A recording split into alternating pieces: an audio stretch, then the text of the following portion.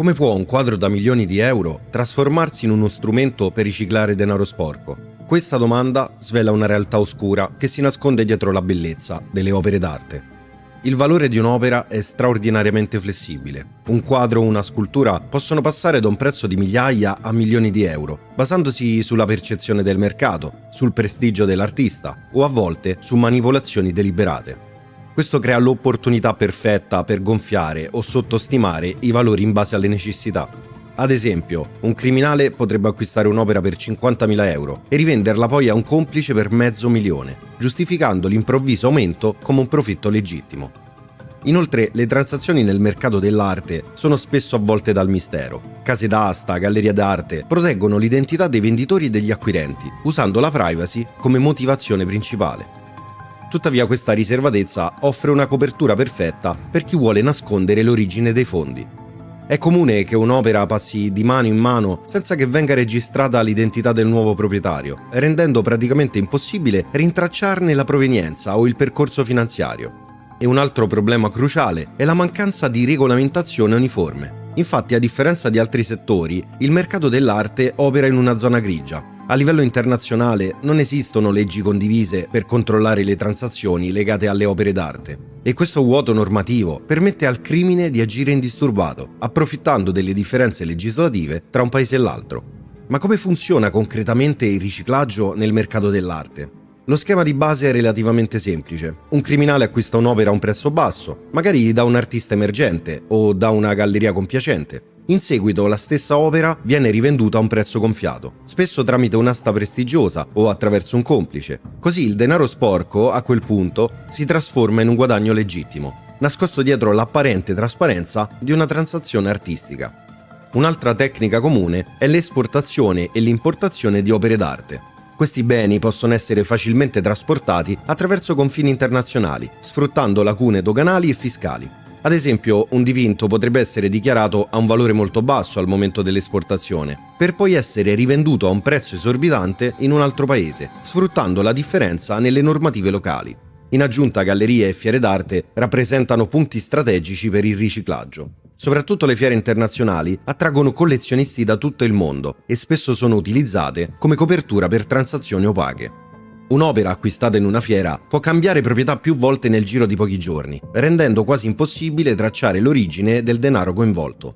Ma il mercato dell'arte non è solo il contesto ideale per operazioni illecite, è anche teatro di scandali e di storie che mettono in luce i meccanismi più nascosti nel riciclaggio di denaro. Uno dei casi più clamorosi è quello di Yves Bouvier, un mercante d'arte svizzero che per anni ha operato come intermediario tra collezionisti e il mercato dell'arte internazionale.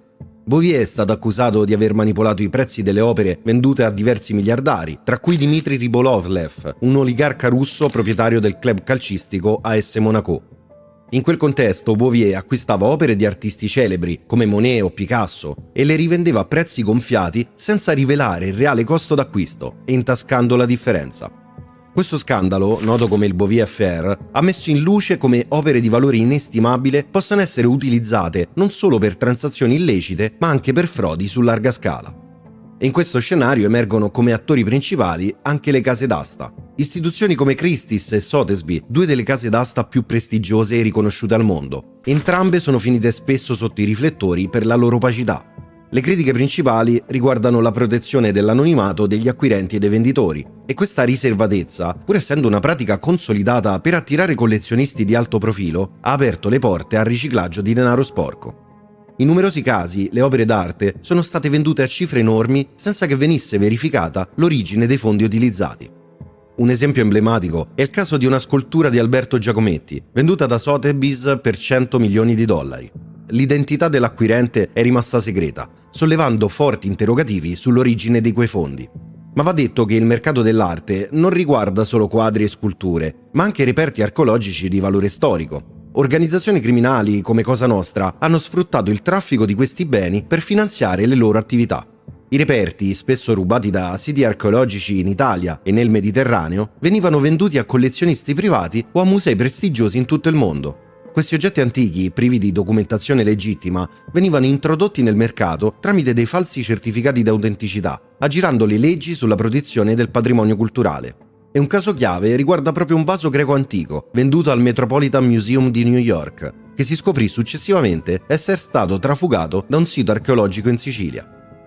Ora, arrivati a questo punto della storia, è importante analizzare il mercato dell'arte contemporanea, uno dei mercati più vulnerabili al riciclaggio, proprio perché il valore di un'opera emergente può essere manipolato con estrema facilità. Un artista sconosciuto potrebbe vendere per poche migliaia di euro, ma la stessa opera, acquistata da un collezionista compiacente, potrebbe essere rivenduta a un prezzo decuplicato in un'asta o in una galleria.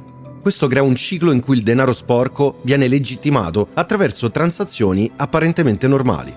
E questi episodi e schemi dimostrano come il mercato dell'arte sia diventato un crocevia per l'illegalità globale. Ma nel complesso universo del mercato dell'arte, i protagonisti non sono solo artisti e critici, ma anche figure oscure che operano dietro le quinte, come mafie internazionali, oligarchi potenti, collezionisti privi di scrupoli. Sono tutti loro a sfruttare le falle di questo mercato per realizzare operazioni finanziarie dubbie e nascondere il denaro di origine illecita. Come la mafia russa, che ha trovato nell'arte uno strumento ideale per esportare denaro sporco fuori dai confini nazionali. Questa organizzazione criminale, nota per il suo controllo su traffici di droga, armi e risorse naturali, ha iniziato a diversificare le sue operazioni negli anni 90, utilizzando opere d'arte di grande valore come mezzo per trasferire capitali all'estero. In questo caso il sistema è semplice e molto efficace. Un'opera viene acquistata tramite un intermediario, poi viene trasferita all'estero e successivamente rivenduta a un prezzo gonfiato. In questo modo il denaro sporco attraversa le frontiere sotto forma di capolavoro artistico, poi viene ripulito e legittimato dalle transazioni successive. Stessa cosa accade per i cartelli sudamericani, che hanno adottato una strategia simile per diversificare i loro investimenti. E quindi, oltre al riciclaggio attraverso immobili di lusso, i narcos hanno trovato nell'arte contemporanea un'opportunità unica. E prendendo opere da artisti emergenti, queste vengono acquistate con fondi derivanti dal traffico di droga e successivamente rivendute a cifre molto più alte, pulendo e generando profitti legittimi. Da questo se ne deduce che le opere d'arte diventano così una sorta di valuta internazionale, facilmente trasportabile e priva di restrizioni doganali.